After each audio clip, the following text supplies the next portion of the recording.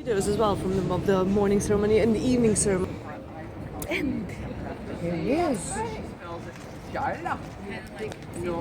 ladies and gentlemen, you for the opening up ceremony? Yes, Yes, indeed. sir. Right, okay. Come a little bit closer, please, guys. Come a little bit closer. We're going to have to get a move on, ladies and gentlemen. Can I have your tickets, please, guys? Thank you very much. Have you accounted for everybody? We're all here. We're all ready to go. Okay. Yes, sir. Right. Before we go in, ladies and gentlemen, can I just say welcome to Her Majesty's Royal Palace and Fortress, the Tower of London. My name is Yeoman Warder Jason Woodcock, and I am one of 37 Yeoman Warders that live and work here. You're about to pass through my front door, so make sure you wipe your feet. Right, can I just say before we go through here, please ensure your mobile phones, your cell phones, and whatever you call them in your countries, are either switched off, please, or switched to stun. Did you get that? To what? Okay, stun.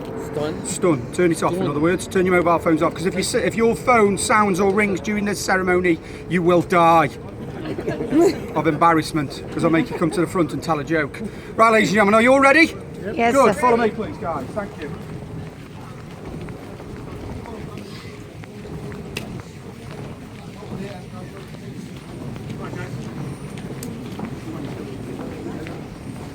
I'm on meals today.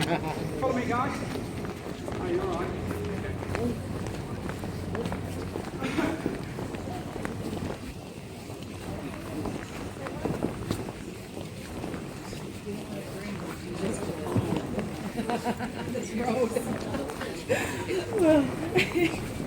Okay, ladies and gentlemen, keep going around. Depends on how you handle. Come on this side, around to the left-hand side. Come on. Come on. Come on, guys. That's it. Come in. Oh, come on, where? Where you going? I don't know where you. Oh wow! Where you going? Down the hall. You're going to open with the keys. Go to my blood line. This is my blood line, and I'm also, if you step over there, blood will be spilled. One for all. Let's go. Okay, ladies and gentlemen, you are allowed to film this and you are allowed to take photographs. Can I just first say to you, please ensure you turn your flashes off. Okay, these guys do not want to be coming down here where you're blind.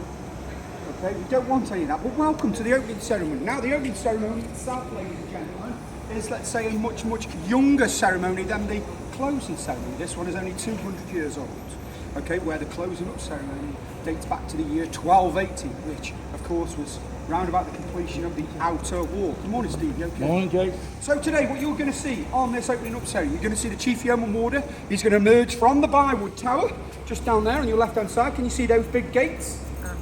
Those gates are referred to as the inner gate, ladies and gentlemen. So the Chief Yeoman Warder is going to emerge down out of the Bywood Town. He's going to be dressed exactly the same as me. He's going to proceed down Water Lane at a very dignified pace, let's say. Our days of marching fast is all over us, all behind us. This is Chris, by the way. Chris is our Raven Master. Hi, Chris. Okay. He's got a very important job here at the Tower of London, ladies and gentlemen. There's only one job in the world, and he does it. He's the Raven Master. So he's in charge of the Ravens.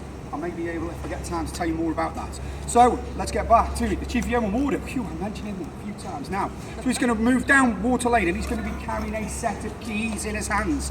Ladies and gentlemen, those are very important, those keys, because they are the Queen's keys. Okay, and they're used to open and close the doors leading into the Tower of London. So he's going to come down here. He's going to set himself within the midst of the escort today. The escort will then march to the inner gate, and it's here, ladies and gentlemen, where you'll be able to witness up the opening of the Tower of London. So, while the Chief Yeoman Warder, and he will be aided today by another one of my colleagues, open those gates, you will see these gentlemen turn inwards, and they present arms with their rifles. Probably wondering why they present arms with their rifles. They are paying compliments to the fact that the Queen's keys are being used to open those gates, and you'll also see me salute those keys. Those keys are that important to Zoe. Her Majesty the Queen herself was standing in front of me. That's why we salute those keys. Those keys, of course, are over 250 years old. The lock, of course, needs to be changed every now and again, so they're only 250 years. So once they've completed that, guys, they're going to go to the outer gate at the middle tower, where the same opening up process takes place. Okay, once they're done there, they're going to proceed back down Water Lane, and then they're going to halt here under the archway of the Bloody Tower, where the guards will be dismissed to carry out their ceremonial sentry duties of guarding outside the Queen's house and guarding outside the Crown Jewels. The Chief Yeoman Warder there will then take the keys to the Governor's house, a big set of keys. and he'll take them there and he'll give them and present them to the governor. And he'll say, there you go, boss, there you go, sir. Being heckled by geese, that's not right. There you go, sir, the Tower of London is open and it is secured. So that's the opening up ceremony. Let me tell you a little bit about the closing up ceremony, ladies and gentlemen, because really I think you have to know the closing up ceremony because it gives you more of a basis and an understanding of why we open it up. So the closing up ceremony is a little bit different and it takes place here, and it's these battlements very, very late at night at exactly 7 minutes to 10 every single night. Through rain and snow, through you name it, every single rain, you know, every single weather condition that England throws down, even through the First World War and the Second World War.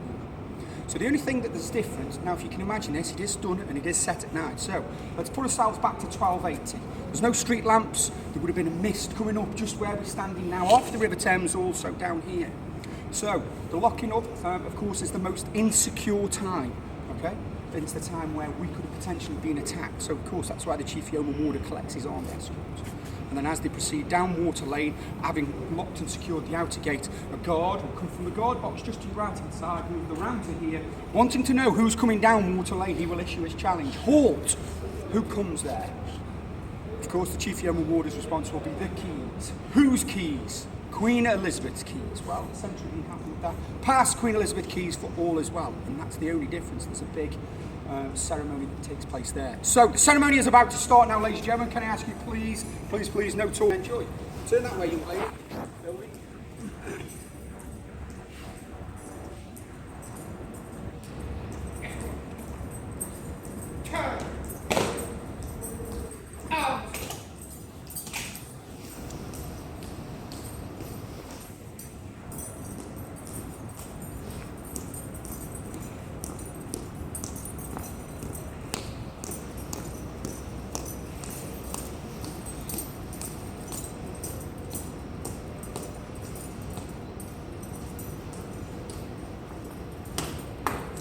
Escort to the keys by the centre. March!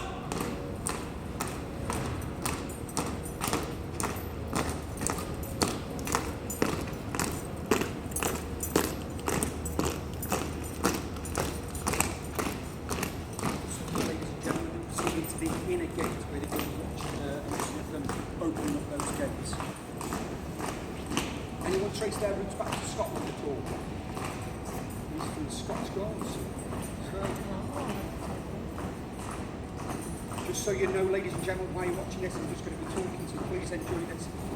Just on your left-hand side, you're stood next to probably the most famous, I should say, infamous gate in the world, Traitor's Gate. And it was built on the orders of King Edward IV, sorry, King Edward I, because he required a safer and far more useful entrance into the town.